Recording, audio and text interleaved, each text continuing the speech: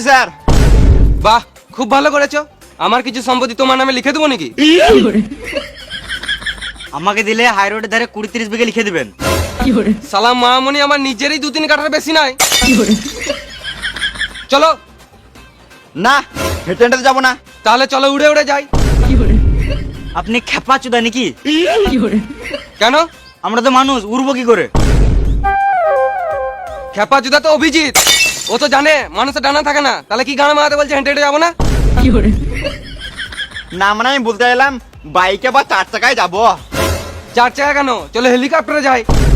ঠিক বলেছেন স্যার, হেলিকপ্টারই ভালো হবে। ঘরে একটা সিলিং ফ্যান নাই, আর এদিকে হেলিকপ্টারে যাবে শুয়োরের বাচ্চাগুলো। স্যার বাইকে যাবো। বাইক কই? বাইক তো নাই। কেন, গান মেরে খেলিছেন? না না, বাইক তো আছে, বাড়িতে রাখা আছে। অনেকদিন থেকে কাজ পাই নাই তো, তাই ভুলে গেছিলাম। চলুন গিয়ে দেখি।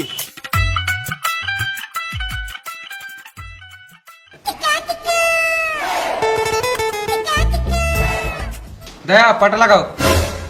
আপনার ঘরে কি করে পাতা লাগাবো? দয়া, পাটা লাগাও। আগে লোকেশনে যাই, তারপর তো খোঁজাখুঁজি করবো।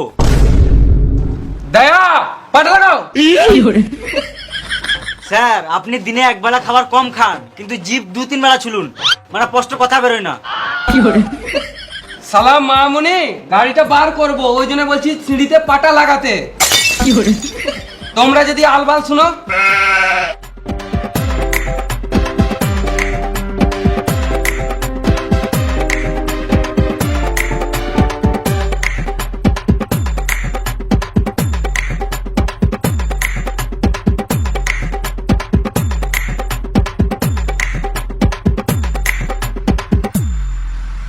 স্যার আপনার হওয়া নাই। তোমার বাপের হওয়া নাই। স্যার আপনার চাকা পাংচার। আমাকে বোকাচোদা পেয়েছো। তুমি চাকা বলবে, আমি নিজের পা দেখবো, তারপর তোমরা দুজন হাসবে।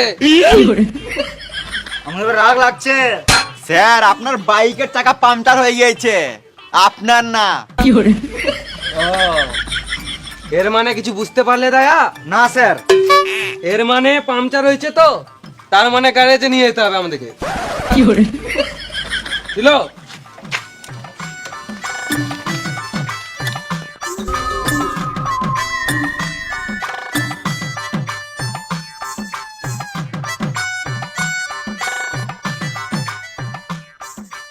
স্যার গ্যাস চলে এসছি। এর মানে কিছু বুঝতে পারলে দয়া? না স্যার। গ্যারেজ চলে এসেছি তো, তার মানে এখানে পাংচারটা সারাতে হবে। চলো।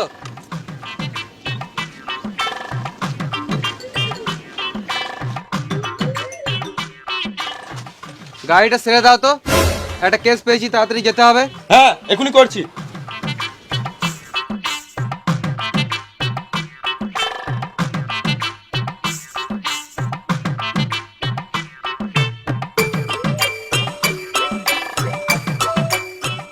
কতক্ষণ লাগবে? একটু সময় লাগবে। বেশ ঠিক আছে, আমরা বাইরে থেকে ঘুরে আসছি। চলো।